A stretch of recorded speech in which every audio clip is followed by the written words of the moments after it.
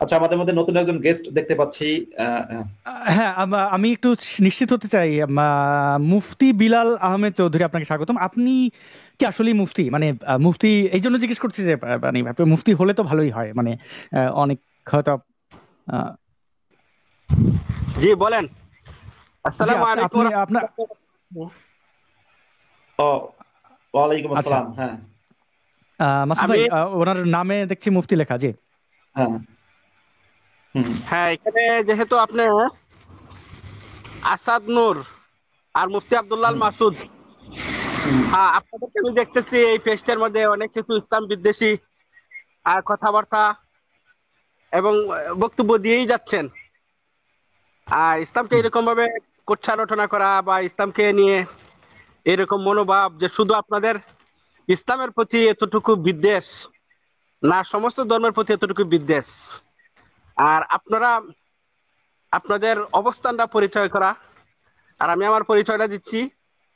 আমি মুফতি বিলাল আহমদ চৌধুরী। আমি চট্টগ্রাম আল জামিয়াতুল আহলিয়া দারুল উলুম মুঈনুল ইসলাম হাটাজারি থেকে দাওরা তাফসির ইফতা পড়েছি এবং আপাতমস্তক আমি একজন দেওবন্দি অনুসারী। এই কি। মানে আপনি আপনি হাটহাজারী মাদ্রাসার ছাত্র, এবং আপনি এখন বর্তমান মুফতি। জি জি জি। হ্যাঁ, ইন্টারেস্টিং, আপনাকে হ্যাঁ, ধন্যবাদ যুক্ত হওয়ার জন্য। আমরা তো আসলেই চাইছিলাম, মানে এরকমই চাই যে আমরা যদি কোথাও ভুল করি, অসত্য বলি, আপনারা ধরিয়ে দেবেন। আমরা অনেকবারই চ্যালেঞ্জ করি যে আমাদের সাথে যেন ইসলাম প্রচারক যারা রয়েছেন, ইসলামপন্থীরা যারা রয়েছেন, তারা যেন যুক্ত হন। আপনাকে ধন্যবাদ, আপনি যুক্ত হয়েছেন। যদি আমাদের একে একে একটু আমাদের ভুলগুলো ধরিয়ে দেন, তাহলে আমরা শোধরাবো। এরপর যাক, আপনি মুফতি, আপনি বুঝলাম। আপনি কি পেশায় আছেন? আপনি কি অন্য কোনো পেশায় নিযুক্ত, নাকি ইসলামের খেদমতেই আছেন?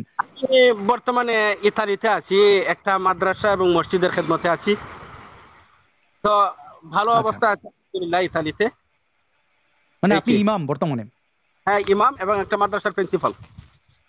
ও আচ্ছা, আচ্ছা, মুফতি মুফতি আব্দুল্লাহ মাসুদ ভাই, হুম, হুম। আপনি ইমাম এবং প্রিন্সিপাল ছিলেন তো। খতিব এবং প্রিন্সিপাল, মানে এটা কি হবে? মানে আমি খুবই এক্সাইটেড। এটা কি দর্শক বন্ধুদের বলি, কমেন্ট করেন, এটা কি হাড্ডাহাড্ডি কিছু একটা হচ্ছে? মানে দুইজন মুফতিকে পেলাম, আমি আছি মাঝখানে। বিলাল ভাই, বলেন আমরা কি ভুল করেছি, বা কোন প্রসঙ্গে আপনি কথা বলতে চান? আহ, আপনি ইসলামের নিশ্চয় বিশ্বাসী? উনি একটা প্রশ্ন মানে করেছেন কিন্তু অলরেডি, না উনি একটা প্রশ্ন কিন্তু অলরেডি করেছেন। আমি জি, আল্লাহ বিশেষ আল্লাযীনা ইউমিনুনা বিল গায়বি ওয়া ইয়াকিমুনাস সালাতা ওয়া মিম্মা রাযাকনাহুম ইউনফিকুন। হুম, ঠিক আছে। তো হ্যাঁ, হ্যাঁ, আপনারা তো এখানে যা দেখলাম, এখানে পেজে বা স্টুডিওতে কথা বলছেন, আপনারা তো ইসলাম ধর্ম পছন্দই করেন না বা নিজেকে কি দাবি করেন সেটা আমি জানি না সঠিক। তবে এখানের মধ্যে অসৌজন্যমূলক যে আপনাদের আচরণ দেখছি, শুধু ইসলাম ধর্মকে আপনারা এখানে নগ্ন ভাবে যেটাকে ধুয়ে দিচ্ছেন, এটা আমার কাছে অত্যন্ত খারাপ লাগছে।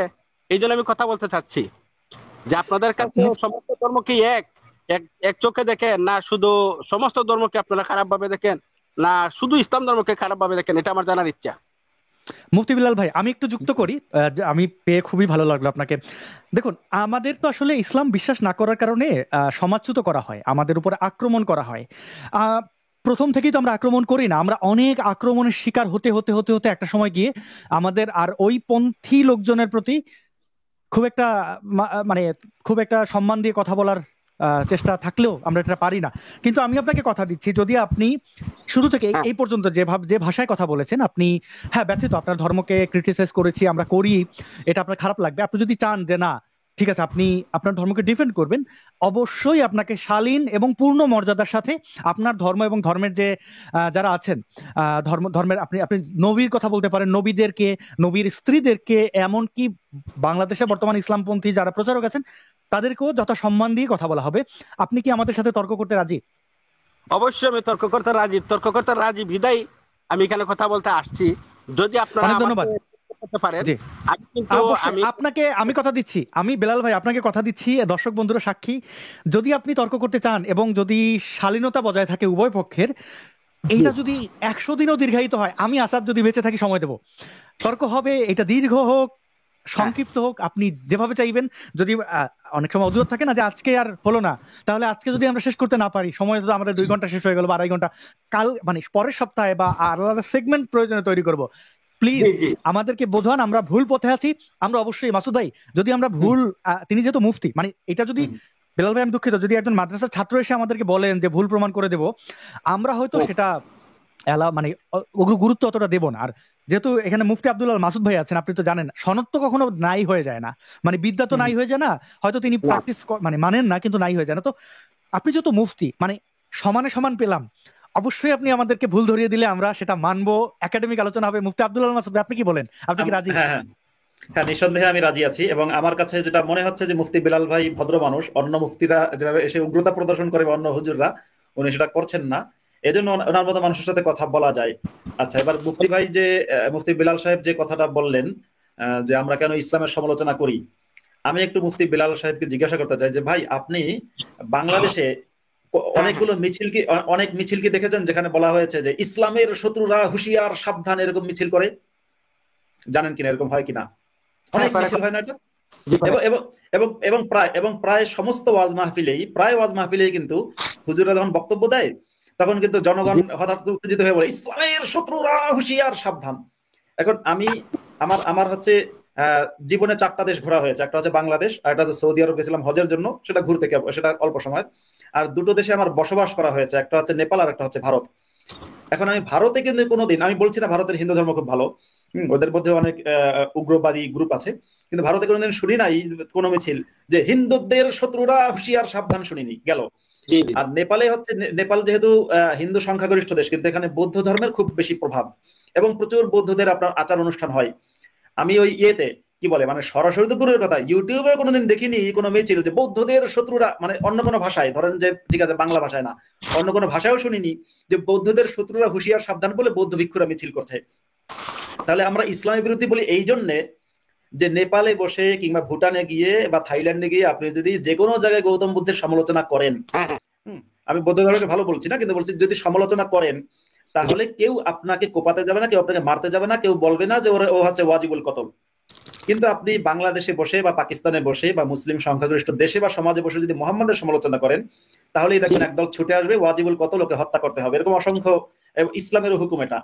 তাহলে সমস্যাটা কি, যে যে ধর্মটা বেশি সন্ত্রাস শেখায়, যে ধর্মটা বেশি ঘৃণা শেখায়, হ্যাঁ, আমাদের আমি তো কোনো ভাগ্যে বিশ্বাস করি না, কিন্তু কেন যেন আমরা সেই ধর্মে জন্মগ্রহণ করেছি বা সেরকম পরিবারই বা সেরকম দেশেই, আমি, আসাদ নূর বা আপনি নিজেও, জি তো যে কারণে যেটা বেশি উগ্রতা, যেটা বেশি হিংসা শেখায়, সেটার বিরুদ্ধে কথা বলাটা জরুরি, এটা মনে করি। মাসুদ ভাই, আমি মনে করি যে আমাদের এই আজকের লাইভটি আমাদের বাংলাদেশের আম, এই যে মুভমেন্ট চলছে, বিভিন্ন ধর্মীয় সংস্কার, কুসংস্কার, উগ্রবাদ, নরমপন্থীরা, যাই চলছে আলোচনা সমালোচনা, এটা একটা ইতিহাসের সাক্ষী হতে যাচ্ছে আমার মনে হচ্ছে। মুফতি বিলাল আহমেদ আছেন আমাদের সাথে, আছেন হাফেজ মাওলানা আব্দুল আল মাসুদ।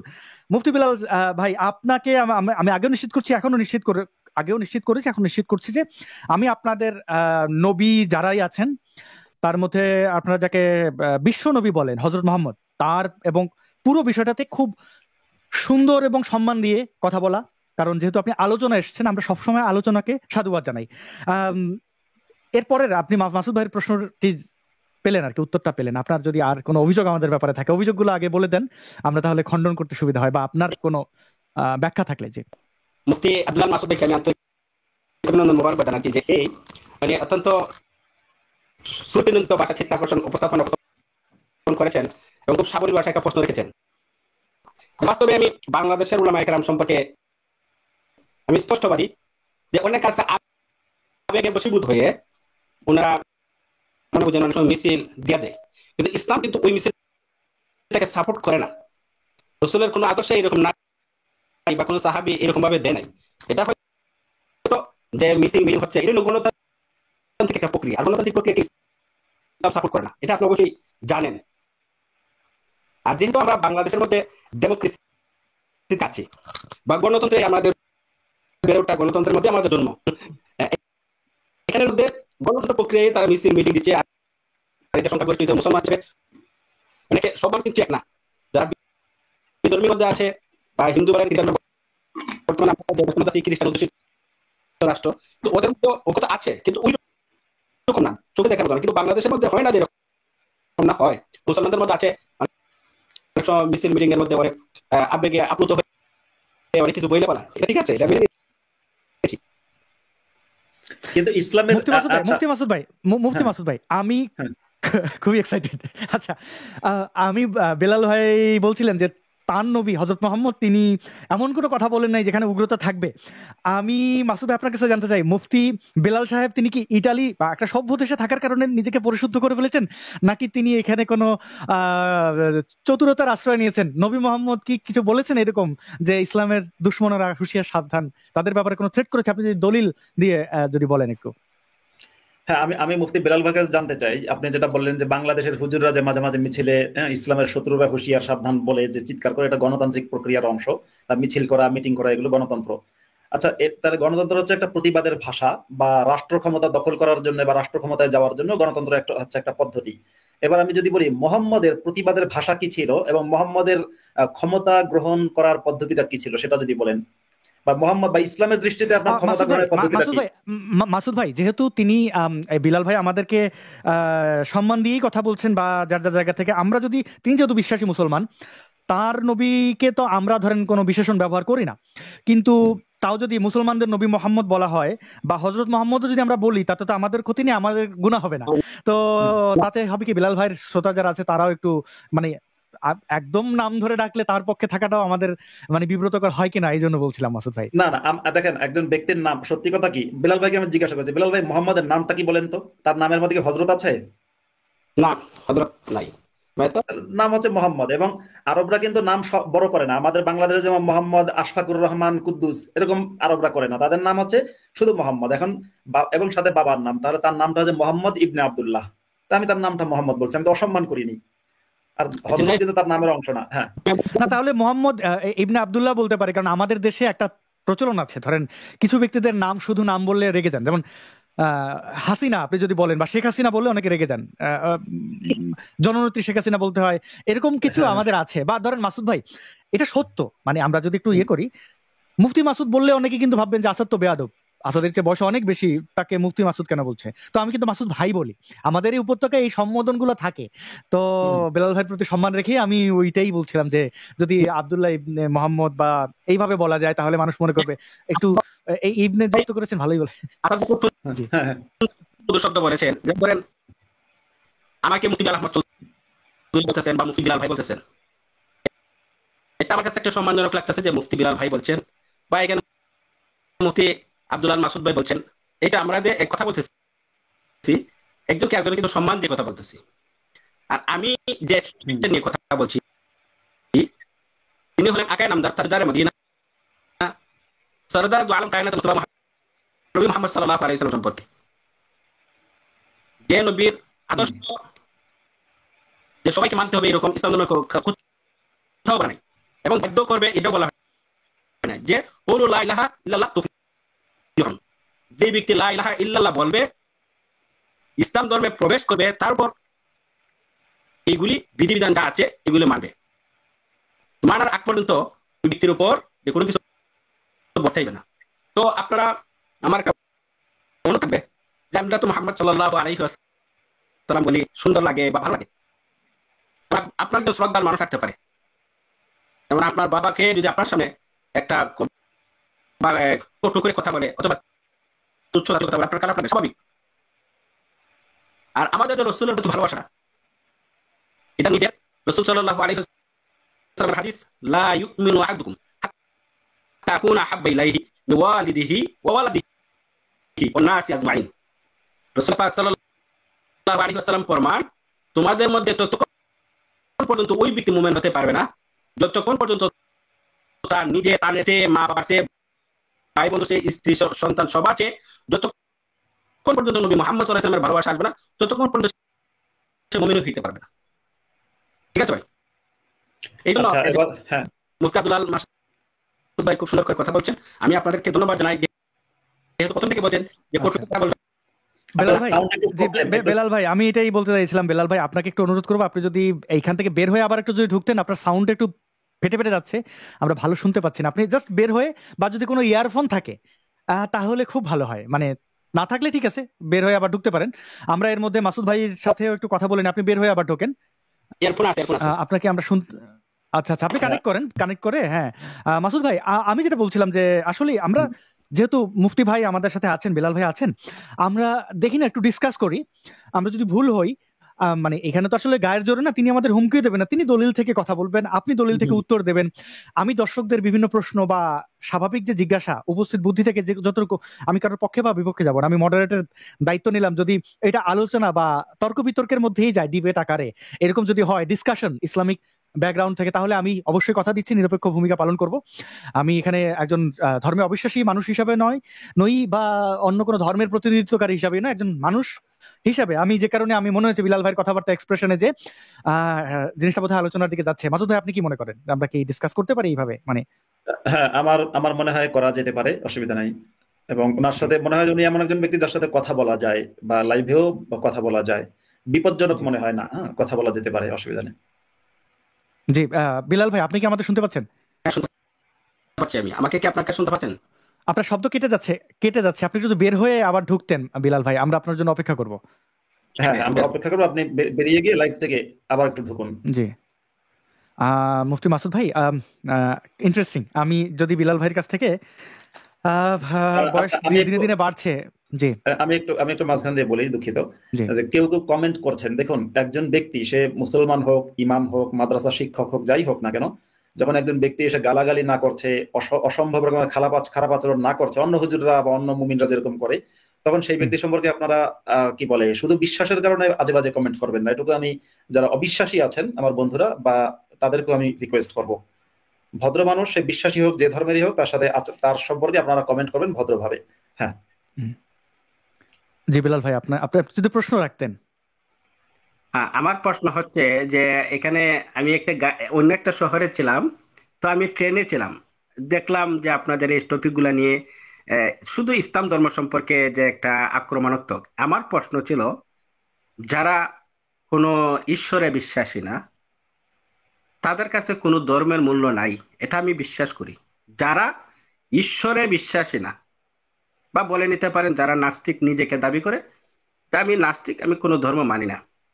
এখন যদি ওই রকম ব্যক্তি বলে যে আমি কোনো ধর্ম মানি না, তাহলে সমস্ত ধর্মটা তার কাছে এক সমান হয়ে গেল। এখন যদি গালি দিতে হয় বা কাউকে কটু করে কথা বলতে হয় বা কাউকে ছোট করে কথা বলতে হয়, তাহলে সমস্ত ধর্মের মধ্যে এক সময় কথা বলতে হবে। এখন শুধু আমি আক্রমণাত্মক ভাবে মুসলমানদের নবী এটা করছে, মুসলমানদের নবীর ওয়াইফরা এরকম করছে, মুসলমানদের যে অনেক কিছু জিনিস ঘটে, এটাকে আমরা রং মাখিয়ে আরো একটু তিলকে থাল বানিয়ে বলা, এটা আমার কাছে যেমন খুব একটা খারাপ লাগছে, যে আমি এই সরাসরি লাইভে এসে কথা বলতে চাচ্ছি। আচ্ছা বিলাল ভাই, আমরা কোন জিনিসটা তিল, যেটাকে আমরা তাল বানাচ্ছি, যদি একটু স্পেসিফিক বলতেন। যেমন ধরেন বলতেছেন যে রসুল সাল্লাল্লাহু আলাইহি ওয়াসাল্লামের যে বিবিদের সম্পর্কে কিছুক্ষণ আগে বললো যে ছোট স্ত্রী আয়েশা ছিল, বা এরকম ভাবে তিনি ছোট কথা ছিলেন না? ছোট ছিলেন। আয়েশা রাদিয়াল্লাহু তাআলা আনহা 6 বছর বয়সে বিবাহ হয়েছে, নিকাহ হয়েছে, 9 বছর বয়সে আল্লাহ রসুল সাল্লাল্লাহু আলাইহি ওয়াসাল্লাম উঠাই নিয়েছেন এবং ঘর সংসার করছেন। এটা তো ঘর ঠিক আছে। সংসার মানে কি, তার সাথে কি সহবাস হয়েছে, যৌন এটা সঙ্গম? অবশ্যই 9 বছর বয়সে হয়েছে। তো 9 বছরের সময় উনি ছোট নন, একজন মানুষ। তখনকার তারপরে বিলাল ভাই, মোহাম্মদের, আচ্ছা, ভাই, 9 বছরে যখন মোহাম্মদ আয়েশার সাথে সহবাস করেছে, তখন মোহাম্মদের বয়স কত ছিল? ওনার তো বয়স ছিল, যে পর্যাপ্ত পরিমাণ ছিল। হ্যাঁ, 54 বছর বয়স সংখ্যাটা ছিল। কত? হ্যাঁ, 54 বছর বয়স ছিল। হ্যাঁ, এবার 54 বছর বয়সের একজন লোক 9 বছরের একটা শিশুর সাথে, সেই 9 বছরের শিশু কি কোনো কনসেন্ট দিতে পেরেছিল? মানে ব্যাপারটা কি এরকম, যে 9 বছর বয়সের শিশু আয়েশা, ধরেন যে যেদিন মোহাম্মদের 54 বছর বয়সে যেদিন তার সাথে বাসর হয়েছে, সেদিন আয়েশা হচ্ছে ওই বাসর ঘরের খাট থেকে নেমে মোহাম্মদের সামনে আপনার ওই ধিনাকধিন তাতা বলে নাচানাচি করেছে, এবং মোহাম্মদকে বলেছে যে চলো আমরা একটু করি। মানে আয়েশারও খুব ইচ্ছা ছিল, মোহাম্মদেরও খুব ইচ্ছা ছিল। ব্যাপারটা কি আপনার সেরকম মনে হয়? না, এখন এই জিনিসটা দেখেন, বর্তমান 2024, আর এর চেয়ে 1500 বছর পূর্বে, যে আপনি তো অবশ্যই মাদ্রাসাতে পড়ছেন, এই যে মালাবুদ্দার মধ্যে পড়ছেন, মালাবুদ্দা মিনহুর মধ্যে পড়ছেন, বা নুরুল ইজার মধ্যে পড়েছেন, যে এখনো আরবি মহিলারা বা মেয়েরা আছে যারা 8 বছর থেকে 9 বছরের ভিতরে করিবুল বুলুগ হয়ে যায় এখন বর্তমানেও, বা যে হুম। কোনো জেনারেল, যাদের খাওয়া চলাফেরা ওটা নামে খুব আদর্শগত হয়, খাওয়া দাওয়া সবকিছু পুষ্টিগত হয়, তারা অল্প বয়সে কিন্তু প্রাপ্তবয়স্ক হয়ে যায়। এখন হইলো আচ্ছা, আমি ফাতেমাকে আমি কথা বলতে আচ্ছা, চাই। হ্যাঁ তো আচ্ছা সরি বলুন। জি। যে 6 বছর বয়সে আল্লাহ রসুল সাল্লাল্লাহু আলাইহি ওয়াসাল্লাম নিকাহ করছেন, উনি কিন্তু জুরে করেননি, উনি কিন্তু প্রস্তাবও দেননি, যে নিজের বাবাই গিয়ে, মেয়ের বাবাই গিয়ে রসুল সাল্লাল্লাহু আলাইহি ওয়াসাল্লামের কাছে নিজে মেয়েকে বিবাহ দিয়েছেন। এটা তো আপনি বিশ্বাস করেন, বা আপনি তো হাদিসও পেয়েছেন। না না, বিষয়টা তো এরকম না। হাদিসটা তো আপনার যে মোহাম্মদের যে আয়েশার সাথে বিয়ের হাদিসটা, সেটা কিন্তু ঠিক আপনি যেটা বলছেন সেরকম সেরকম না। মেয়ের বাবা কিন্তু বিয়ের প্রস্তাবটা দেয়নি। মোহাম্মদ নিজে যখন আবু বকরকে বিয়ের প্রস্তাব দিলেন, তখন আবু বকর বললেন যে আপনি তো আমার ভাই, আর সে তো ছোট। মুহাম্মদ সাল্লাল্লাহু আলাইহি ওয়াসাল্লাম কিন্তু প্রস্তাব দেননি, প্রস্তাব অন্য একজন সাহাবী দিয়েছিলেন। না, অন্য একজন আমি বলি মানে মোহাম্মদ যখন এটা নিয়ে আবু বকরের সাথে কথা হয়েছে, তখন কিন্তু মোহাম্মদ বলেছিলেন, আবু বকর বলেছে যে আপনি তো আমার ভাই। মোহাম্মদ বলেছিলেন কি যে ওয়াহিয়ালি হালালুন, তুমি তো আমার দিনই ভাই, তুমি তো আমার রক্তের ভাই না। আর ওয়াহিয়ালি হালালুন এ কথাটা মোহাম্মদ নিজে বলেছেন। আর প্রস্তাবটা নিয়ে গেছিলেন একজন নারী, মোহাম্মদের সম্ভবত খালা বা ফুপু এরকম কোন একজন নারী। সে হচ্ছে জি মোহাম্মদকে বলেছিল যে আপনি বিয়ে বিয়ে আর যদি আরেকটা করেন, তাহলে আয়েশার এই আবু বকরের মেয়ে আছে, তা সেটা করতে পারেন, সুন্দরী আছে, ছোট। তো তারপরে মোহাম্মদ বিয়ের প্রস্তাব, কিন্তু মোহাম্মদ নিজেও কিন্তু সেই প্রস্তাব দিয়েছেন। প্রথমে সে নারী দিয়েছে, কিন্তু পরে মোহাম্মদও দিয়েছে, এটা হাদিসে আছে। হ্যাঁ, এখন এখন হলো কিন্তু কিন্তু আমার আমার এখন আলোচনার আমার এখন মূল পয়েন্ট হচ্ছে এই, বিয়ের প্রস্তাব বাবা দিক মেয়ে দিক, কারণ বাবার মেয়ের মালিক কিন্তু বাবা না, একজন মানুষ তার নিজের সিদ্ধান্ত নেবে। কিন্তু একটা 9 বছরের মেয়ে, আপনি যেমনটা বললেন যে নুরুল ইজা বা কিতাবের মধ্যে আছে করিবুল বুলুগ, করিবুল বুলুগ একটা মেয়ের সাথে কি সহবাস করা উচিত কিনা, মানে সে এখনো বালেগ হয়নি, কিংবা ধরুন বালেগ হয়েছে, মানে এই বছরই তার পিরিয়ড হয়েছে, সেই মেয়ের সাথে সহবাস করা কি উচিত? হ্যাঁ, ঠিক পিরিয়ড আছে। হলে বালেক হওয়াটা না, জি হ্যাঁ, জি জি এই মেয়ের সাথে সাথে সহবাস করা উচিত কিনা? হ্যাঁ। হ্যাঁ, উচিত কি না এটা হলো পরে আসছে। আমি যেটা বলি, এই বর্তমানে আপনি যদি আমেরিকায় থাকেন, ইংল্যান্ডে থাকেন, রাশিয়া থাকেন, বা যে কোনো একটা ইউরোপের একটা, যেমন আমি আছি, একটা মেয়ে যখন পঞ্চম শ্রেণীতে থাকে, পঞ্চম শ্রেণীও না, মানে 6 বছরের মেয়েটাও হয়, এরা কিন্তু হুম। যৌন শিক্ষা দেওয়া প্রাতিষ্ঠানিক ভাবে।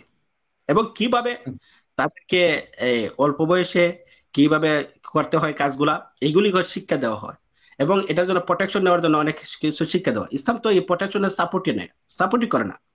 এখন হইলো আল্লাহ রসুল সাল্লাল্লাহু আলাইহি ওয়াসাল্লাম সম্পর্কে যখন আপনি বলছেন, রসুল সাল্লাল্লাহু আলাইহি ওয়াসাল্লামের বিবাহ করেছেন সর্বমোট 11টা, এর মধ্যে একজন শুধু বাকারা বিবাহ করছেন, শুধু আয়েশা রাদিয়াল্লাহু তাআলা আনহাকে এইটি বিবাহ করছেন। কিন্তু রসুল সাল্লাল্লাহু আলাইহি ওয়াসাল্লামের খাহেসাতের জন্য বিবাহ করেননি।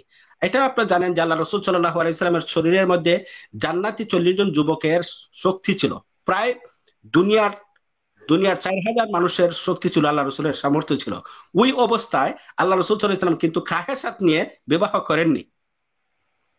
আচ্ছা ভাই, ওই যে আপনি বললেন যে রাসূলের দুনিয়ার 4,000 লোক পুরুষের সমান শক্তি ছিল, এখন সেটা কি, সেই শক্তিটা বুঝবো কিভাবে? সেটাকে ডিউরেশন, অর্থাৎ ধরুন যে 4,000 পুরুষ যদি আপনার ইন্টারকোর্স করে, সেটার যদি আমি ধরলাম, সেটা ডিউরেশন কত হতে পারে আসাদ ভাই? যে আমি যদি সর্বনিম্ন 5 মিনিট করেও ধরি, সর্বনিম্ন। না না, আমার মনে হয় বিলাল ভাই বুঝিয়েছেন যে আমরা তো হাদিস থেকে এরকম জানি যে তিনি এক রাতে তার সকল স্ত্রীদের সাথে তিনি সহবাস করেছেন পালাক্রমে আর কি, এক ঘর থেকে আরেক ঘরে চোরাচুরি করতেন।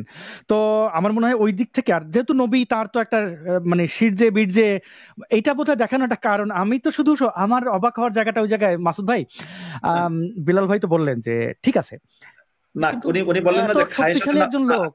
খাহেসাতে নাফসারের জন্য বিয়ে করেননি, মানে হুম। অর্থাৎ মোহাম্মদ তার যৌন চাহিদা পূরণ করার জন্য আয়েশাকে বিয়ে করেছেন, ব্যাপারটা সেরকম না। তাহলে তাই যদি হয়, মোহাম্মদের কিন্তু তখন একটা স্ত্রী ছিল, আপনি নিশ্চয়ই জানেন। আয়েশাকে যখন মোহাম্মদ বিয়ে করেছেন, তখন কিন্তু সাউদা তার স্ত্রী অলরেডি আছে। তাই যদি হয়, তাহলে 9 বছরের আয়েশার সাথে মোহাম্মদের ওই কাম করতে হলো কেন? 18 বছর পর্যন্ত অপেক্ষা করলো না কেন? বলতে একটা আছে, তাহলে যৌনতার জন্য রাইট, করেনি, তাহলে যৌনতা করলো কেন? কেন তো একজন হালাল স্ত্রী বিবাহ হয়েছে, এখন তার স্ত্রীকে সে কি করবে না করবে এটা তো তাদের ব্যক্তিগত বিষয়, এই সম্পর্কে না আপনি আমার ডিসকাস না। এখন না, হলো আপনার সেই মেয়েটার কি কনসেন্ট? প্রথম কথা হচ্ছে আমরা জানি যে 9 বছরের মেয়ের কনসেন্ট থাকতে পারে না। তারপরও কি আপনি কি আপনি আয়েশা পরবর্তীতে অভিযোগ করেনি, সেটা আমি মেনে নিলাম, হ্যাঁ, যে কিন্তু আয়েশার কি কনসেন্ট ছিল কিনা, আয়েশা কি তখন মোহাম্মদের প্রেমে পড়েছিল কিনা, বা মোহাম্মদকে হাজবেন্ড হিসেবে চেয়েছিল কিনা মোহাম্মদের বিয়ের আগে, বা বিয়ের আগে আয়েশার মতামত নেওয়া হয়েছিল কিনা? হাদিস থেকে আপনি আমাকে বলেন তো, আয়েশার কি না মতামত চাওয়া হয়েছিল? যে না না, আল্লাহ রসুল সাল্লাল্লাহু আলাইহি সাল্লামের হাদিসের মধ্যে আছে, যখন সন্তান এই প্রাপ্তবয়স্ক পর্যন্ত যখন উপনীত না হয়, তখন মা এবং বাবা ডিসিশন নিলে এটাই হয়। আর যখন মেয়ে প্রাপ্তবয়স্ক হয়ে যাবে, তখন আর মা বাবার ডিসিশন হবে না, তখন মেয়ে ডিসিশন নিলেই হবে। তার মানে তার মানে তার মানে আপনি বোঝাতে চাচ্ছেন ইসলামের, আমি এখানে একটু কথা বলে দিই অন্যরা বোঝার সুবিধার্থে, মানে আধুনিক বিশ্বের প্রাপ্তবয়স্কর ব্যাখ্যা কিন্তু ইসলামের সাথে যায় না। ইসলামের প্রাপ্তবয়স্ক হচ্ছে একটা মেয়ের, সে মেয়ের যদি পিরিয়ড শুরু হয় তবেই সে প্রাপ্তবয়স্ক। হ্যাঁ, এখন তার মানে একটা মেয়ের পিরিয়ড আমি ধরলাম যে 9 বছর বা 10 বছর বা 12 বছর বয়সে হলো, তাহলে সেই বছর 9। বছর থেকে 11 বছর 12 বছরের ভিতর তো পরিপূর্ণ বলুক হয়ে যায়। হ্যাঁ, কিন্তু আচ্ছা। বর্তমানে এবার বাংলাদেশ নিয়ে তার যদি মানে কথা বলি, বাংলাদেশ আছে তার 15-16 বছর হয় না। তার মানে আপনি বোঝাতে চাচ্ছেন যে একটা মেয়ের যখন বালেগ না হয় তখন সেই মেয়েটা তার বাবা মায়ের মালিকানাধীন থাকে, এবং সেই মেয়েটাকেও বাবা মা বিয়ে দিতে পারে। আল্লাহ রসুল আপনি কি সাল্লাল্লাহু আলাইহি ওয়াসাল্লাম হাদিসে আসছে যে, আমি তো আপনাদেরকে তখন প্রথমে বলছি যেহেতু আপনারা কোনো ধর্মে বিশ্বাসী না, তখন আপনাদেরকে হুম, আমি কোরআন হাদিস নিয়ে আপনাদের সামনে তোলাটা মানে কোরআন হাদিসের এহানত হবে। এই জন্য আমি কোরআন হুম, হাদিসে যদি সমস্ত উদ্ধৃতি নিয়ে কথা বলি তাহলে আপনি আমাদের টপিকটা দীর্ঘ হয়ে যাবে। তো আমি ওই সেই হুম। টপিক গুলো, সেই রেফারেন্স গুলো না বলে শুধু তাদের মুলাখাস যেটার নির্যাস আছে এটাই বলার চেষ্টা করছি।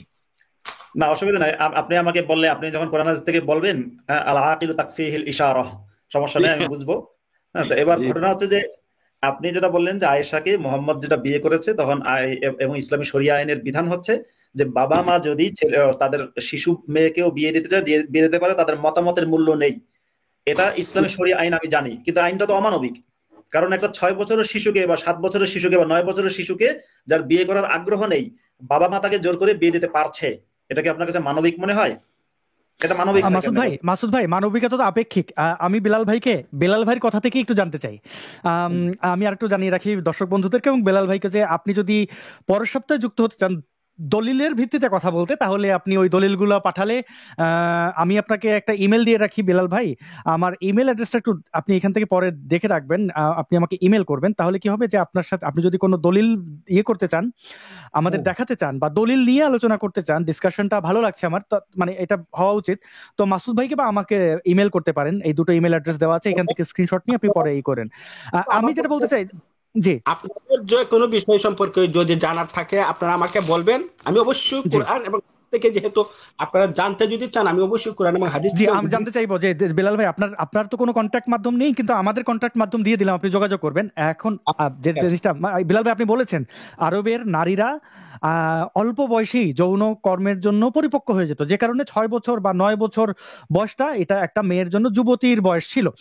এই উদাহরণটা কি আপনি আপনার নবীর জীবন থেকে দিতে পারবেন? তিনি তার মেয়ে ফাতেমাকে কি বিয়ে দিয়েছিলেন সেই ছোট অবস্থায়?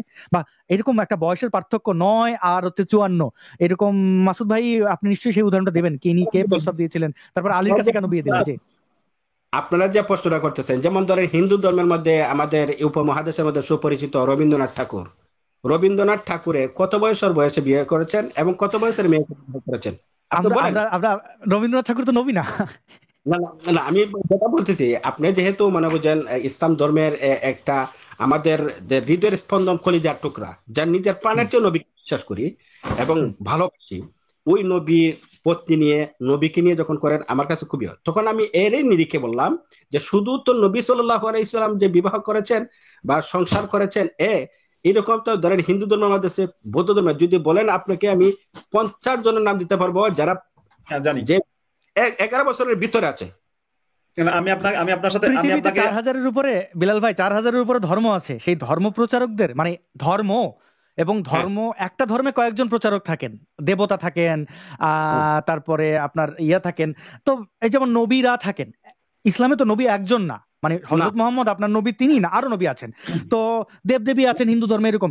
তো এরকম হাজার হাজার মানুষকে তো ইয়ে করা যায় না। আমরা যেহেতু এক্স মুসলিম, মানে ইসলাম ধর্মটা ভালো জানি, একটা জিনিস বলতে গেলে, যেমন আপনাকে যদি আমি প্রশ্ন করি আপনি বেদ নিয়ে একটু বলেন তো ভাই, বেলাল ভাই আপনার পক্ষে এই বেদ নিয়ে বলাটা কঠিন হবে, কারণ আপনি ওইটা দিয়ে চর্চা করেন না, আপনি ইসলামটা ভালো জানেন। আপনি যদি অন্য কোনো ধর্ম গ্রহণও করেন, কথার কথা আপনি ইসলামটা অনেক ভালো জানেন, ছোটবেলা থেকে শিখে এসছেন। আমি যদি একটু সহজ প্রশ্ন করি বেলাল ভাই, নবীর জীবনী থেকে আপনি যদি বলেন যে ফাতেমাকে বিয়ে কি দিয়েছিলেন তিনি এরকম কোন বয়স্ক মানুষের কাছে, বা আলীকে বিয়ে দেওয়ার সময় কি যুক্তি দিয়েছিলেন? মাসুদ ভাই যদি এটা একটু। ফাতাল মাশরুত, ইদা ফাতাশাত ফাতাল, এটা মুফতি আব্দুল্লাহ মাসুদ ভাই বুঝবেন হ্যাঁ, সহজে, যে হ্যাঁ, যেখানে শর্ত আছে এটা যা যা আছে। এইখানে তো যেমন ধরেন রসুল সাল্লাল্লাহু আলাইহি ওয়াসাল্লাম কম বয়সের মেয়েকে বিবাহ করেছেন। সর্বপ্রথম কত বয়সে রসুল সাল্লাল্লাহু আলাইহি ওয়াসাল্লামের বয়স ছিল কত? যে 20 থেকে 25 বছর, আর বিবাহ করেছিলেন 40 বছরের নারীকে। এবং আচ্ছা। এবার এবার দেখুন বেলাল ভাই, মোহাম্মদ যে 25 বছর বয়সে 40 বছরের নারীকে বিয়ে করেছেন, এটা নিয়ে আমরা শুধু আমি না, আমরা নাস্তিকেরা কেউই কিন্তু কোনো প্রতিবাদ করিনি। কারণ কি, ওটা আমাদের চোখে দোষণীয় না, কারণ 25 বছর একটা যথেষ্ট প্রাপ্ত বয়স এবং 40 বছর একটা প্রাপ্ত বয়স। সেক্ষেত্রে নারীর বয়স বেশি না পুরুষের বয়স বেশি সেটা আমাদের আলোচ্য বিষয় না। এমনকি যদি কথার কথা যে 40 বছরের পুরুষ যদি 25 বছরের মেয়েকে বিয়ে করে, 40 বছরের পুরুষ যদি 25 বছরের মেয়েকে বিয়ে করে, সেটাও কিন্তু আমাদের আক্ষেপের জায়গা না। আবার আরো দেখেছি একটা বাংলাদেশ। গুরুত্বপূর্ণ বিষয় বেলাল ভাই, কোনো দেখবেন না যে কেউ কোনো সমালোচক নবীকে কিন্তু ঘর জামাই বলে কটাক্ষ করে না, কারণ এইটা আমাদের বাংলাদেশে খুব প্রচলিত যে কোনো আচ্ছা স্ত্রীর ঘরে যদি পুরুষ থাকে তাহলে তার সমাজে তার আর কোনো দাম নাই, কিন্তু আমরা কিন্তু ভাই ওইটাও বলি না। এর কারণ বলি না। তাদের দুজনের ব্যক্তিগত বিষয়। এবার উপহাসের কে আপনার জন্য উপহাস হইতে পারে, কিন্তু আমার জন্য রক্তকরণ হবে। আপনি এই অবস্থায় নবী যে থাকছে আয়েশার ঘরে, আমি আল্লাহ রাসূল সাল্লাল্লাহু আলাইহি ওয়াসাল্লামের যে রোজা পাকে গিয়েছি, আয়েশার ঘর দেখেছি, বাবু সালাম দিয়েছি, বাবে জিব্রাইল দেখেছি, জান্নাতুল বাকি দেখেছি, জান্নাতুল মুআল্লাতে গিয়েছি। হ্যাঁ, যেখানে গিয়ে শয়তান ঠেকবে, ওদের একটা স্থান আছে, এখান পর্যন্ত শয়তান যাইতে পারবে না, অর্থাৎ এরপর দাজ্জাল এটাকে অতিক্রম করতে পারবে না, সমস্ত কিছু আমি দেখছি। তো আমার যে বিষয়টা হচ্ছে যে বয়স সেটা একটা পরিমাপ, এটা হইলো মানুষ যেটা যে গণতান্ত্রিক প্রক্রিয়া যারা যেখানে চলছে, এই গণতান্ত্রিক প্রক্রিয়ায় একটা গণতান্ত্রিক আইনে, একটা কুফুরি আইনে, কুফুরি মতবাদে একটা বয়স করেছে 18 বছর। কিন্তু ইসলামে তো 18 বছর নির্ধারিত না। ইসলাম তো যখন বলছে যে মেয়ে যখন বয়স হয়েছে, ছেলে বয়স হয়েছে। এখন হলো আপনার প্রশ্ন, আমার প্রশ্ন, যে এই দেশের মধ্যে রাস্তাঘাটে কুকুরের মতো 5 বছরে, আমি এখন একটা ট্রেনে আসছি, আমি নিজের স্বচক্ষে দেখে আসছি যে ভাই আপনি কুফরি মতামতের দেশে গেলেন কেন ভাই? আপনি সৌদি আরব কেন যান না? আমি একটি দিন প্রচার করার জন্য সৌদি আরব আমি গিয়েছি। সৌদি আরব যাওয়ার পরে আমি সৌদি আরবের সমস্ত কিছু অবলোকন করেছি। আমার কিছু হলো একটা জানার জিনিস, এই দেশের মধ্যে আমি আসছি, এই দেশে আমি দিন প্রচার করছি। আমি আলহামদুলিল্লাহ এই পর্যন্ত 117 জন মানুষকে মুসলমান বানাইছি, ছেলে হোক মেয়ে হোক সবাইকে, এবং বিবাহের মাধ্যমে আমি 117 জনকে মুসলমান বানাইছি। হয়তো আমি এই জিনিসটা প্রকাশ্য আমি করি না কেন, আমার নিজের সেফটির জন্য। তাতে আপনি তো কনফার্ম জান্নাতি। যাই হোক, সেই আলোচনা অন্য। আমি প্রসঙ্গে যাই। আপনি যেটা বললেন যে কনফার্ম জান্নাতে আমার কথা বলবো না, কারণ ফামাই ইয়ামাল মিসকালা যাররাতিন খায়রান ইয়ারা ওয়া মান ইয়ামাল মিসকালা যাররাতিন শাররান ইয়ারা। আপনি তো কনফার্ম জান্নাতি বললো, আমি জান্নাতি হয়ে যাব, কিন্তু আল্লাহ তাআলা নির্দেশিত যদি কি থাকে তাইলে হবে। মুফতি বেলাল সাহেব ক্ষমা করবেন, আমি একটা প্রশ্ন না করলেই পারি না, আমি বোধহয় দেখাইতে পারবো। গতকালকে মামুনুল হক সাহেব বলেছেন, তিনি বলেছেন যে তিনি জান্নাতে যাবেন, এই কথা তিনি বলেছেন পত্রিকায়, আমি দেখাচ্ছি। কনফার্ম জান্নাতি আপনারা বলেন কেউ না, আবার আপনাদের মধ্য থেকে অনেকে দেন আলেম ওলামারা, সেই বিষয়ে আপনারা প্রতিবাদও করেন না, এটা কেন করেন না? আমি প্রতিবাদ করি, কারণ হলো নিউজ পেপার, এই যে paper why good dealings, we good dealings from the newspaper. News পেপারের কথাকে বিশ্বাস করতে নাই, পুলিশের কথাকে বিশ্বাস করতে নাই। এটা আপনার আইনের ভাষায়। পুলিশে হাজার মামলা হলো, এটাকে বিশ্বাস করেন, দেখবেন মিনিটে শেষ। যেমন ধরেন বিগত সরকার আমলে অনেক মামলা হয়েছিল, এই বর্তমানে যারা আছে বা ভবিষ্যতে যারা ক্ষমতা আসবে, কিন্তু সরকার পরিবর্তন হওয়ার সাথে সব মামলা শেষ। আচ্ছা, আপনি একটা কথা তখন বলেছিলেন যে তৎকালীন সময়ের, মানে মোহাম্মদের সময়ের মেয়েরা হচ্ছে অল্প বয়সী আপনার বালেগ হয়ে যেত বা অল্প বয়সী সহবাসের উপযোগী হতো। আপনি কি সেটা কোনো মানে তৎকালীন যুগের, মানে মোহাম্মদ পরবর্তী যে হাদিস কিংবা সিরাতের কিতাব বা ইতিহাসের, মোহাম্মদ পরবর্তী, আমি এখনকার যুগের বই লেখকের বা জাকির নায়কের উদ্ধৃতি আমি শুনবো না, তৎকালীন যুগের সেরকম কোনো বই থেকে কি আপনি রেফারেন্স দেখাতে পারবেন যে সে যুগের মেয়েরা খুব অল্প বয়সী বালেগ হয়ে যেত? হ্যাঁ, যদি না বালেগ তো কোরআন এবং হাদিসের উদ্ধৃতি দিয়ে আপনাকে জানাইবো। এবং শুধু তাই নয়, বর্তমানে আপনি আমাকে একটু কিতাব থেকে দেখান না ভাই, আপনি আমাকে একটু কিতাব থেকে দেখান যে তৎকালীন যুগে 9 বছর মেয়েরা একেবারে সহবাসের জন্য সম্পূর্ণ উপযোগী হয়ে যেত। আপনি আমাকে যদি এই সময়টা দেন, যদি বলেন যে অত তারিখ এর ভিতরে আপনি আমাকে দেখাবেন, অবশ্যই আমি বের করে নিয়ে আসবো। আগামী শুক্রবার আপনি একটু নিয়ে আসবেন এটা তাহলে। হ্যাঁ, ঠিক আছে। এরপর দ্বিতীয় নাম্বার হলো, তখনকার সময়ে মেয়েদেরকে, পুরুষ যেমন ছেলেদেরকে যেরকম মুসলমানি করানো হয়, মেয়েদেরকেও মুসলমানি করে দিত। এটা তো আপনি জানেন। এটা কি স্বাস্থ্যের জন্য, এটা কি স্বাস্থ্যের জন্য ভালো না? এটা স্বাস্থ্যের জন্য, এটা হলো পরে। কিন্তু তখনকার সময়ে মেয়েদেরকে, বা ফেকার কিতাবের মধ্যে আপনারা জানেন, পুরুষরা যেরকম ভাবে মুসলমানি কাজ করে, ঠিক তদ্রুপ ভাবে মেয়েদেরকেও মুসলমানি কাজ করানো হইতো। তো এখন তাহলে সেটা করানো হয় না কেন? এখন মুসলমানরা কেন করে না বাংলাদেশে, পাকিস্তানে, ভারতে? বাংলাদেশে তো মানুষের পর্দা তো এমনি নাচার কারণে, হাঁটার কারণে, দূরে লাভ দেওয়ার কারণে পর্দা জাহিল হয়ে যায়, এটা তো আপনি জানেন। বা বাংলাদেশের খাবার তরল খাবার, যেমন আরব দেশের মানুষের বেশিরভাগ সময় শক্ত খাবার, শক্তিশালী খাবার খায়, যেমন সবসময় গোস্ত খায়, সবসময় অলিভ অয়েল খায়, সবসময় ফল ফ্রুট খায়, খেজুর খায়। এটা আমার দেশের মধ্যে সবাই সম্ভব না। না, তাহলে কি এ- আপনি তাহলে কি আপনি আপনি আপনি কি তাহলে বলছেন যে আরব দেশের মেয়েরা যারা আছে তাদের যদি মুসলমানি বা সুন্নতে খতনা করা না হয় তাহলে তাদের সাথে তাদের ওই পর্দা খুব টাইট হয়ে থাকে, যে কারণে ওখানে আপনার পেনিট্রেট করা সম্ভব হয় না, আপনি এটা বলছেন?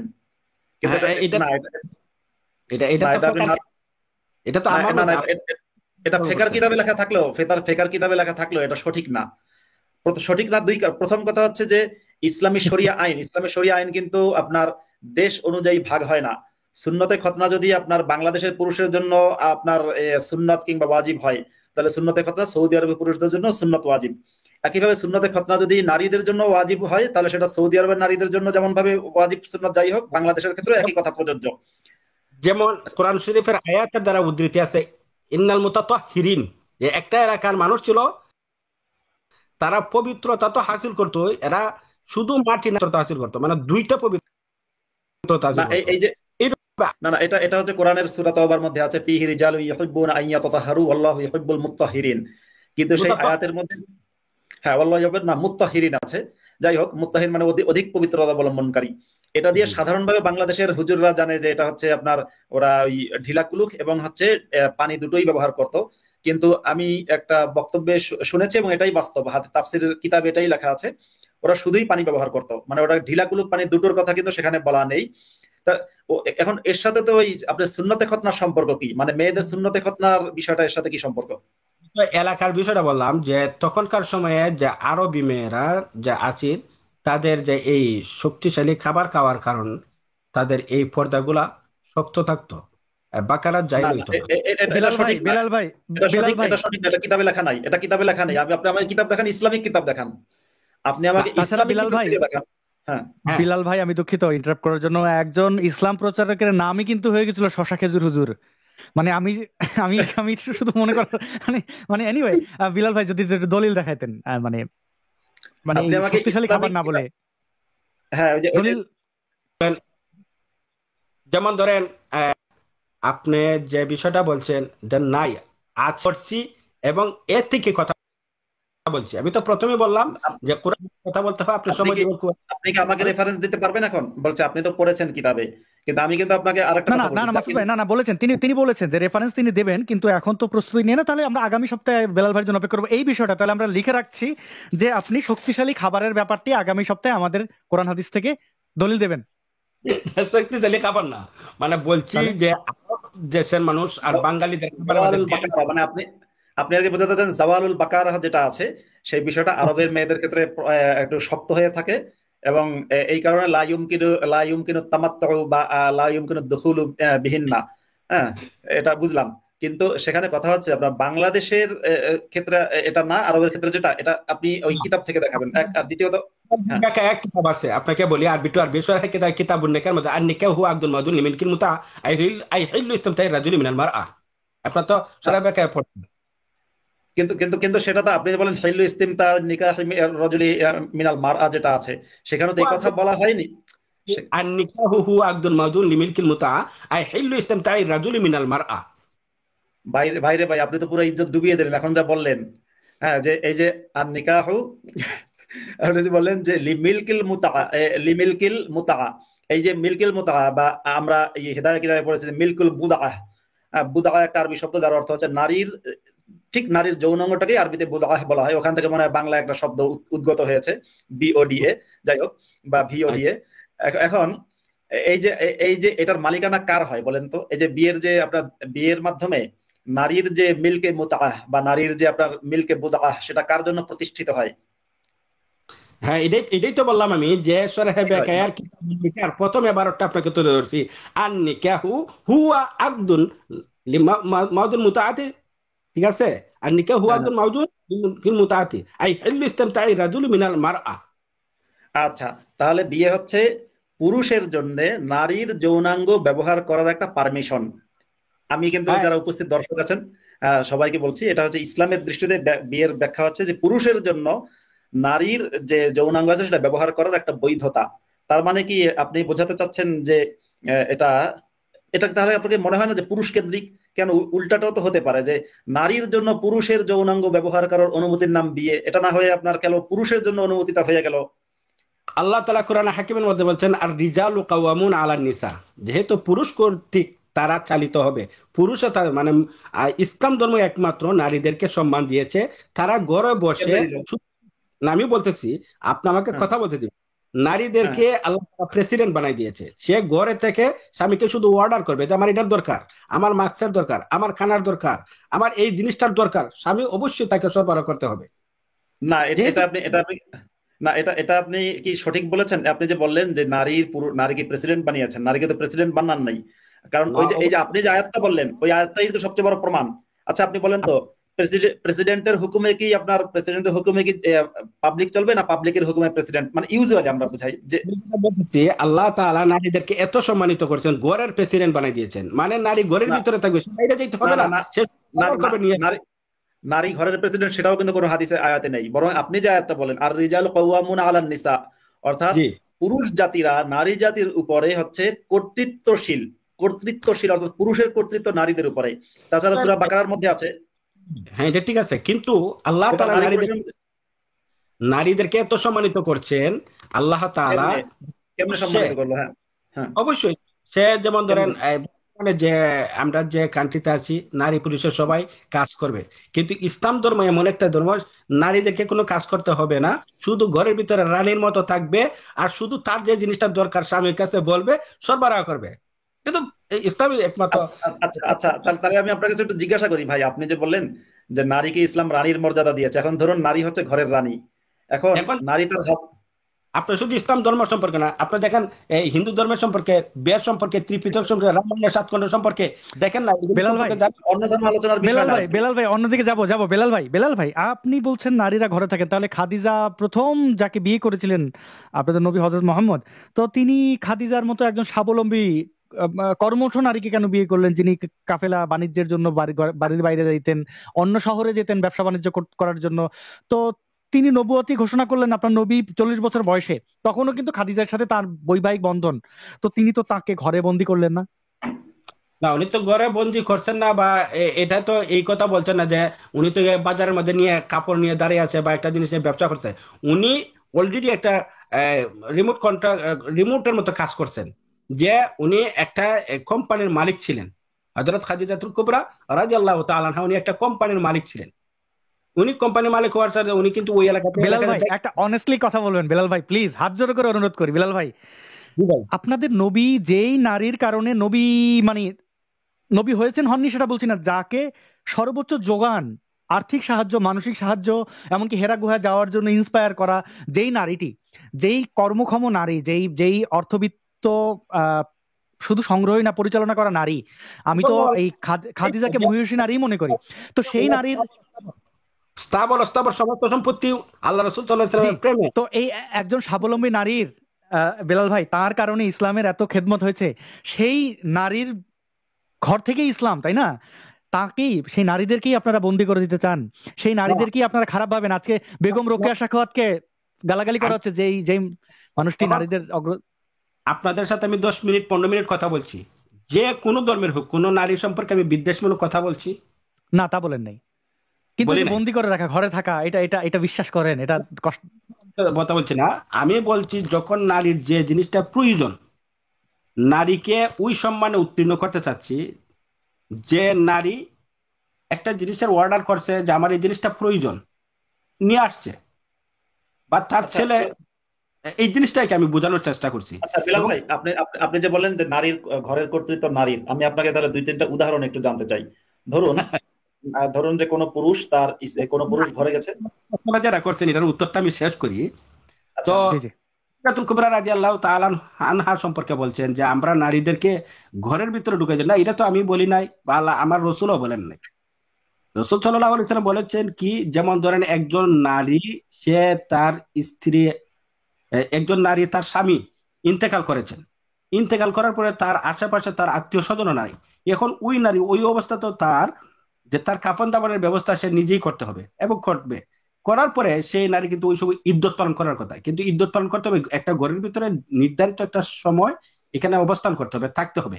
এখন হলো ওই অবস্থায় কিন্তু ওই মহিলাকে তার যে সরবরাহ করার মতো, যে তার দিন প্রতিদিন চলার মতো যা যা জিনিসের দরকার, এগুলি নাই, কিন্তু ওই অবস্থায় কিন্তু সে কাজ করতে পারবে, তার জিনিস যারা দরকার আছে নিয়ে আসতে পারবে। ইসলাম তো কোনো মানুষকে যে কি করছে না, ঘরের ভিতরে ঢুকাই দেয়নি। কিন্তু আর জরুরত তাতাকাদ্দারু বিকাদ্রি জরুরা, জরুরতের ভিত্তিতে কিন্তু আল্লাহ তাআলা অনেক কিছু জিনিস মানুষের জন্য সহজ করে দিয়েছেন। আচ্ছা, আপনি এবার ঠিক আছে, আমি বুঝলাম বিলাল ভাই। এবার আপনার কাছে আমার জিজ্ঞাসা, আপনি যে বলেন যে নারী হচ্ছে ঘরের রানী, হ্যাঁ, এখন কোন নারী তার হাজবেন্ডকে যদি বিছানায় ডাকে, ধর মানে কোনো নারী অর্থাৎ বিবাহিত নারী তার হাজবেন্ডকে সে বললো বিছানায় আসো, হাজবেন্ড বললো না আমি এখন আমি এটা এখন ওই কাজ করতে রাজি না, সেক্ষেত্রে ওই নারীর কি হাজবেন্ডকে শাস্তি দেওয়ার কোনো অনুমতি দিয়েছে ইসলাম, যে হাজবেন্ডকে ধরে পেটাও, করবে না কেন?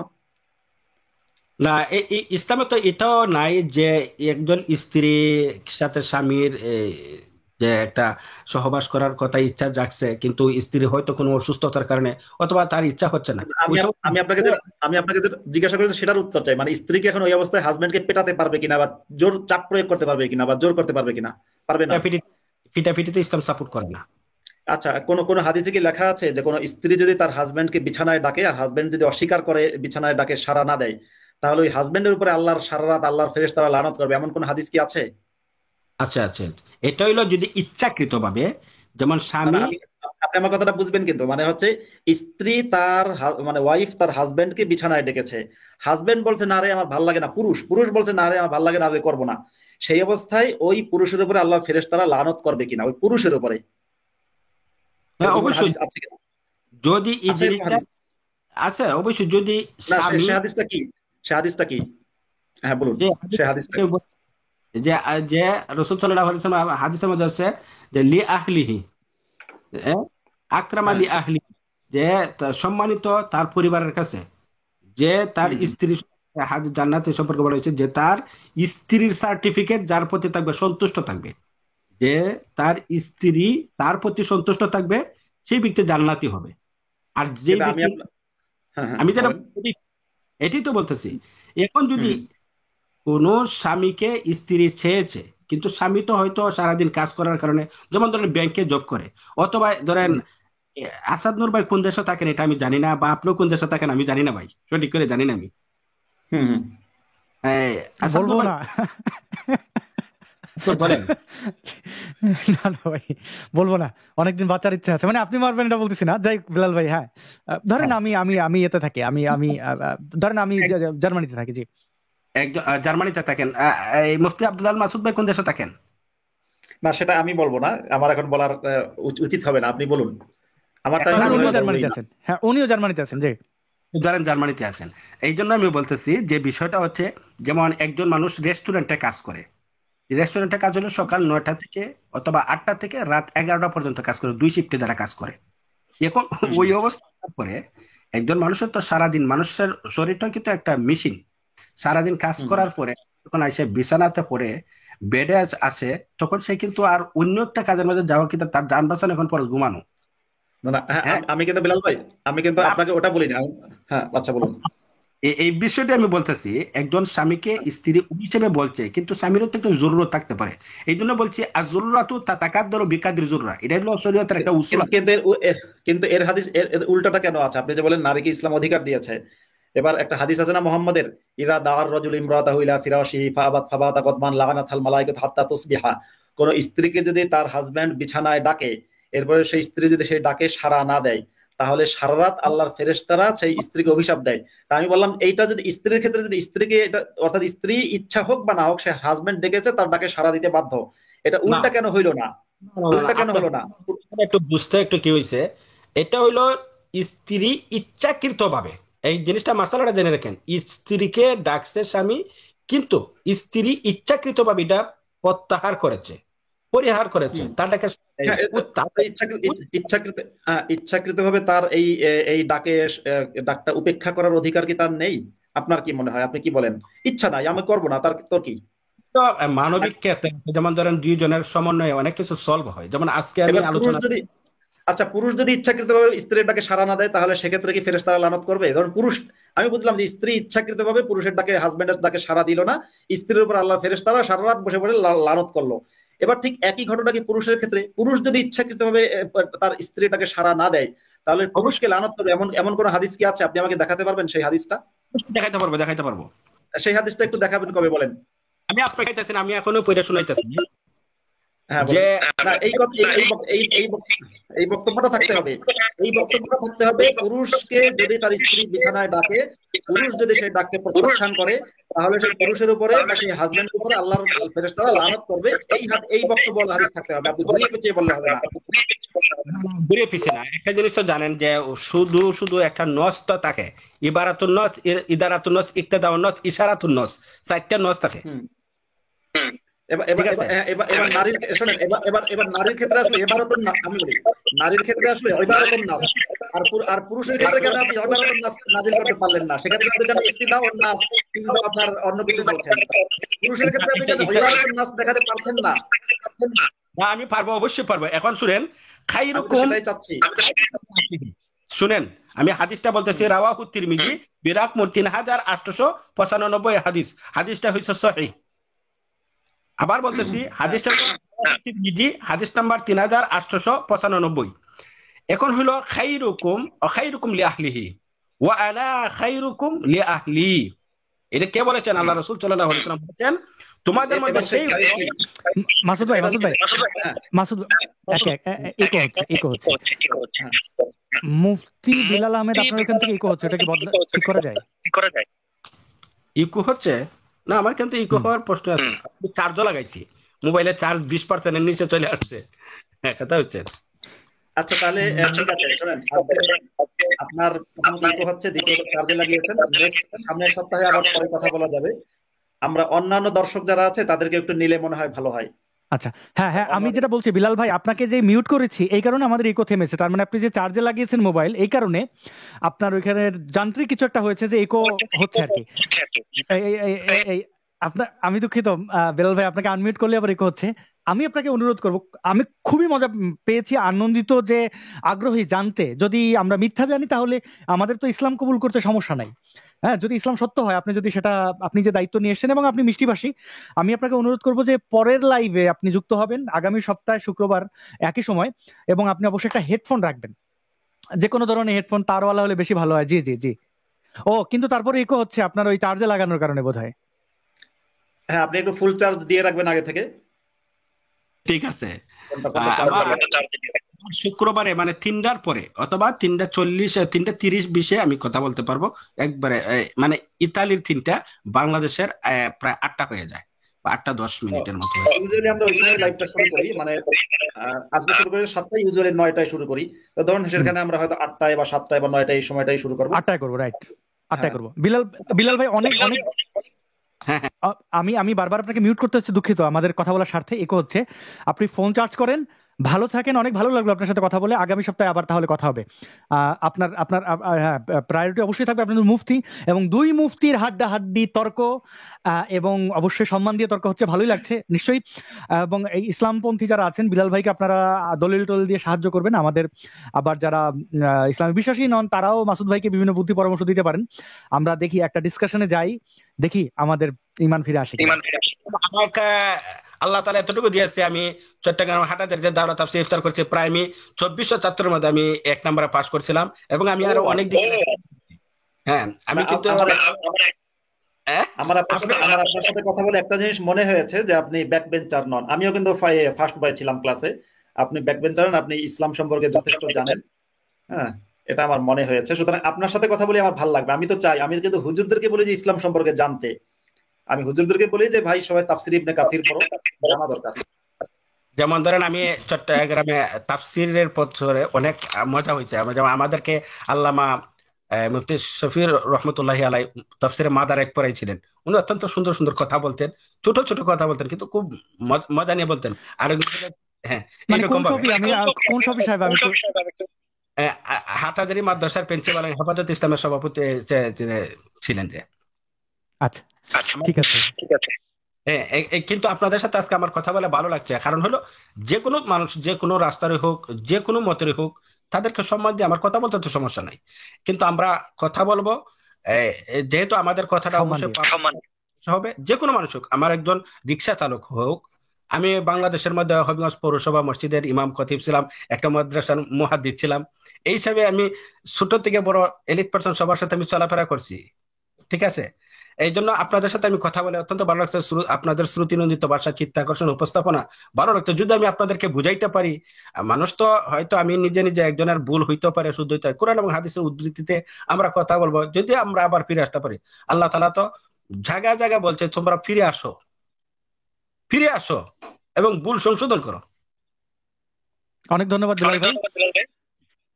ঠিক আছে, ভালো লাগলো কথাবার্তা বলে, ধন্যবাদ। আসসালামু আলাইকুম ওয়া রাহমাতুল্লাহ। আসসালামু আলা মান ইত্তাবাল হুদা। আচ্ছা, আমার মাইক মনে হয় মিউট করা। হ্যাঁ আচ্ছা, মাসুদ ভাই, দুঃখিত, আমি মিউট করেছিলাম, ওই কথা আসলে ইকো হয়ে যাচ্ছে, দর্শকরা বিরক্ত হচ্ছেন। যেটা দর্শক বন্ধুদের জন্য বলতে চাই, বিলাল ভাই আমাদের সাথে ছিলেন, হাফেজ মাওলানা মুফতি বিলাল আহমেদ চৌধুরী। তো তিনি খুব আমাদের পরিচিত একটা মাদ্রাসা, হাটহাজারী মাদ্রাসার ছাত্র, এবং সরাসরি আল্লামা শফি, তিনি যেহেতু তার ছাত্র, এখানে তাকে আমি ব্যঙ্গ করছি না, ব্যঙ্গ না, তার আর একটা নাম আছে 501 মামুনুল হকের মতোই, তো সেই নামটার বলছি না, নারীদের ব্যাপারে তিনি, যাই হোক, তার সরাসরি ছাত্র। এবং বেলাল ভাই মিষ্টিভাষী এবং ভদ্র রেখে কথা বলেন। তিনি স্বাভাবিক, যেহেতু ইসলাম প্রচার করেন, তিনি ইসলামে বিশ্বাসী, তিনি ইসলামকে ডিফেন্ড করবেন। প্রত্যেকটা মানুষ তার বিশ্বাসকে ডিফেন্ড করার পূর্ণ স্বাধীনতা রয়েছে।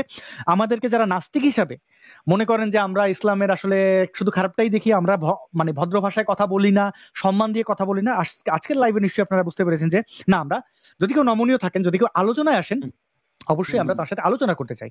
দেশ থেকে বিতাড়িত হইতে কার ইচ্ছা হয়? আমি তো দেশ থেকে ঝগড়া করে বিতাড়িত হতে চাইনি। আমি আলোচনার গুলোর পরিবেশ যখনই তৈরি হয়েছে, তখন যারা ইসলামপন্থী ছিলেন তারা উগ্র হয়েছেন, আক্রমণাত্মক হয়েছেন, যে কারণে আমাদের আলোচনা ফলপ্রসূ হয়নি। আবার যেহেতু আমি এই ধর্মগুলোকে মিথ্যা মনে করি, তাই আমি আমার চিন্তার সাথে বেইমানি করিনি, আমি আমার চিন্তার যে অবস্থান সেটির সাথে দৃঢ় ছিলাম, যে কারণে অস্তিত্ব সংকটে দেখেও কম্প্রোমাইজ করেনি। একই কাজ মাসুদ ভাই করেনি, যে কারণে তাকেও বিতাড়িত হতে হয়েছে। আবার বিলাল ভাই যেভাবে বলেছেন যে তিনি চান আমরা ইসলাম গ্রহণ করি এবং আমরা মিষ্টিভাষী, এবং যদি ইসলাম গ্রহণ করি তাহলে ইসলামের খেদমতে আমরা কাজে লাগবো। নিশ্চয়ই যদি ইসলাম সত্য হয়ে থাকে, আমরা যদি মিথ্যা হয়ে থাকি, সত্য স্বীকার করতে তো কোনো অসুবিধা নেই। বেলাল ভাইয়ের সাথে পরের পর্বে দেখা হবে, অর্থাৎ আগামী শুক্রবার, আগামী সপ্তাহের শুক্রবার বাংলাদেশ সময় রাত 8টায়। এবং আপনাদেরও সে উপস্থিতি কামনা করি। প্রায় 4,500 মানুষ একসাথে দেখছিলেন। মাসুদ ভাই, আমাদের গেস্ট তো এখন আর কি, এই আলোচনা দেখে আর সময় হয়ে গেছে 2.5 ঘন্টা, আমরা কি আজকে এখানে শেষ করব? মানে হ্যাঁ হ্যাঁ, আমরা শেষ করতে পারি। তবে যদি এর মধ্যে আর কেউ যুক্ত হতে চায়, বা ধরুন যদি একজনকে নেওয়া যেতে পারে, যদি কেউ যুক্ত হতে চায় বা কিছু জানতে চায়, আমি লিঙ্কটা আবার একটু দিয়ে দিচ্ছি। হ্যাঁ, আমরা 2 জন গেস্ট, আমরা বলে রাখি 2 জনের নিচ্ছি, কারণ 2.5 ঘন্টা অলরেডি হয়ে গেছে। আমরা সাধারণত 1-1.5 ঘন্টার মধ্যে লাইভ শেষ করি। যেহেতু আজকে একজন বিশেষ ব্যক্তিকে পেয়েছি, আমি খুবই আনন্দিত। যে আসলে আমি আগে এই একই বিষয় নিয়ে তো তর্ক হয়েছিল, আমি তার্কিক লোক নই, বিতার্কিক নই, তো যার সাথে তর্ক হয়েছিল সেই শশায় খেজুর হুজুর খেত সেই লোকটা বোধহয় হারিয়েও গেছে। শালীনতা ছিল না, আমি চেষ্টা করেছি শান্ত থাকার। আজকেও মানে আমি তর্কটাকে শশা খেজুর খুব বেয়াদব ছিল, রীতিমতো বেয়াদব। এক্স্যাক্টলি সেই বেয়াদবের সাথে শান্ত থাকতে ইনি খুব ভদ্র মানুষ। আজকে যে মুফতি সাহেব এসেছেন, আমার ভদ্র মানুষ। আসলে কি পড়াশোনা করলে আমার মনে হয় জ্ঞান মানুষকে কিছুটা হলেও ভদ্র করে। হ্যাঁ, সুশিক্ষা এই হাটাজারি মাদ্রাসারই তো অনেক ছাত্ররা ফ্যানাটিক। তিনি সুশিক্ষিত মানে ভালো, ওকে। একটা কথা তাকে প্রশ্ন করেছিলাম যে ভাই আপনি অমুসলিমদের দেশে কেন? অনেক স্মার্ট একটা উত্তর দিয়েছেন যে আমি দিন প্রচার করতে আসছি। যদিও তিনি হয়তো অন্য মানে, আমি একটা জিনিস বলি, ওই শশা খেজুরের শোতে যিনি সঞ্চালনা ছিলেন, তাকে আমি উদারপন্থী মুসলমানই জানি, তিনি আমার ফ্রেন্ড লিস্টেও ছিলেন, এখন দেখছি নেই।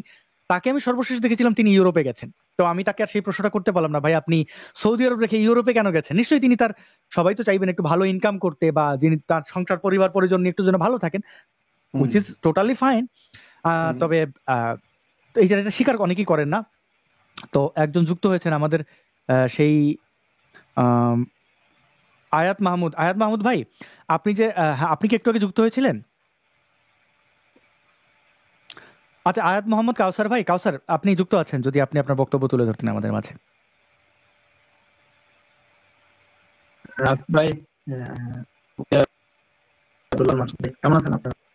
আমরা ভালো আছি, আপনার শব্দ খুব একটা ভালো শুনতে পাচ্ছি না, তবে আমরা ভালো আছি। জি,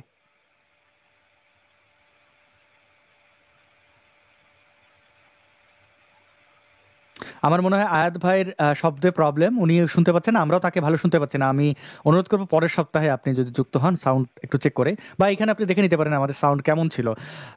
আমি অন্য একজনকে যুক্ত করার চেষ্টা করছি। রাব্বি, আপনি যুক্ত আছেন? রাব্বি আপনি যদি একটু আপনি আনমিউট করে কথা বলুন আপনি। আচ্ছা আচ্ছা তিনি ওকে চলে ঠিক আছে। গেছেন। জামিল হাসান আপনি আছেন, আপনার যদি প্রশ্নটা বলতেন, আমরা একদম শেষের দিকে যাই। জামিল ভাই আপনাকে আমরা শুনতে পাচ্ছি না। আপনি মিউট করে রেখেছেন কিনা দেখুন তো, আপনার সাউন্ডের সমস্যা কিনা। জামিল ভাই আপনাকে আমরা শুনতে পাচ্ছি না, হয়তো আপনার সাউন্ড মানে আপনার মিউট করা আছে, অথবা আপনার অডিও সেটিংসে প্রবলেম আছে, আপনি অডিওর পারমিশন দেননি, কোনো একটা কিছু একটা আছে। আমরা শুনতে পারলাম না জামিল ভাই, আমি দুঃখিত। আমি মানে দুজনের কথা শুনবো বলেছিলাম, কিন্তু একজনেরও মানে দেখেছি আমরা কয়েকজনকেই যুক্ত হয়েছেন কিন্তু কথা শুনতে পাইনি। সুমন আপনার যদি সংক্ষিপ্তভাবে বলতেন আপনার বক্তব্যটি, বা যদি কোনো প্রশ্ন থাকে। সুমন আপনি আছেন স্ক্রিনে এখন, ফ্রোজেন হয়ে আছেন, ইন্টারনেটে প্রবলেম থাকতে পারে। যদি কারো ইন্টারনেট লো থাকে আপনারা অডিওতে যুক্ত হতে পারেন। যেমন আমরা মুফতি বিলাল সাহেবকে শুনলাম, অনেকক্ষণ দীর্ঘক্ষণ শুনলাম, চার্জে দেওয়ার পর থেকে প্রবলেম হয়ে গেল, ইকো হলো, আর সেটা কন্টিনিউ করতে পারলাম না। আমি দুঃখিত। আহমদ আপনাকে যুক্ত করছি, আপনি আমাদের শেষ গেস্ট হবেন। অনেকে যুক্ত করছি কিন্তু কেন কাউকে শুনতে পাচ্ছি অর্ধে, কাউকে না। আহমদ আপনাকে এখন শুধু আহমদই দেখতে পাচ্ছি, কোনো ক্যামেরায় কিছু দেখতে পাচ্ছি। মাসুদ ভাই আপনি কি আমাকে শুনতে পাচ্ছেন? হ্যাঁ আমি শুনতে পাচ্ছি। আসলে আমার মনে হয় এদের থাকতে হবে, বাদ দেন ডিভাইসে। আজকে আর আচ্ছা দরকার নেই। হ্যাঁ, আলিফ শেষ, আপনি যদি আমাদের কিছু জিজ্ঞেস করতেন বা বলতেন। আমি মাসুদ ভাই, আমার কাছে মনে হচ্ছে আমাদের এখান থেকে কোনো ত্রুটি আছে কিনা, আবার অনেকেই যুক্ত হয়। আসলে এটা তো স্ট্রিমিয়ার্ড না, আমি দর্শকদের বলি এটা হচ্ছে রিস্ট্রিম নামের মানে একটা ওয়েবসাইট থেকে আমরা লাইভ করি, এটা অনেক বেটার আমার কাছে মনে হয় স্ট্রিমিয়ার্ডের চেয়ে। অনেকেই স্ট্রিমিয়ার্ডের সাথে অভ্যস্ত, বাট স্ট্রিমিয়ার্ডের চেয়ে এটা বেটার মনে হয় আমার। আর অভ্যস্ত আপনারা হয়ে যাবেন সেটাও বিশ্বাস করি। স্ট্রিমিয়ার্ডও আপনারা অভ্যস্ত ছিলেন না, একই পদ্ধতি একইভাবে। মাসুদ ভাই আপনি অভ্যস্ত ছিলেন না, বাট আপনি দেখবেন আমাদের এটা 1080p, মানে এটার হাই রেজলিউশনে দেখতে পারেন। আমি বিশ্বাস করি যখন কোনো দলিল আমরা দেখাই সেটার জন্য কেউ পজ করে জুম করে পড়তে পারেন। 720 আসলে ওল্ড স্কুল টাইপের একটা ব্যাপার। সো প্রযুক্তির সাথে থাকতে হবে, চলতে হবে, এই প্রত্যাশা থেকেই আর কি এই পর্যন্ত যারা কমেন্ট করেছিলেন ধন্যবাদ। প্রিয় বন্ধুগণ, মুফতি আব্দুল আল মাসুদ ভাই আপনি দীর্ঘ সময় আমাদের সাথে ছিলেন, থাকবেন ভবিষ্যতে। আমরা একটা সুন্দর ডিসকাশন দেখলাম এবং পরবর্তীতে বেলাল ভাইকে পাবো এটা আশা রাখি। দর্শক বন্ধুদেরকে ধন্যবাদ দিই যে তারা একটা দীর্ঘ সময় ধরে দেখছিলেন, এই ভিডিওটি শেয়ার করতে পারেন। সামনের পর্বে আসছে দুই মুফতির হাড্ডাহাড্ডি লড়াই। মুফতি আব্দুল আল মাসুদ ভাই আপনি প্রস্তুত? হ্যাঁ আমি প্রস্তুত, সমস্যা নেই।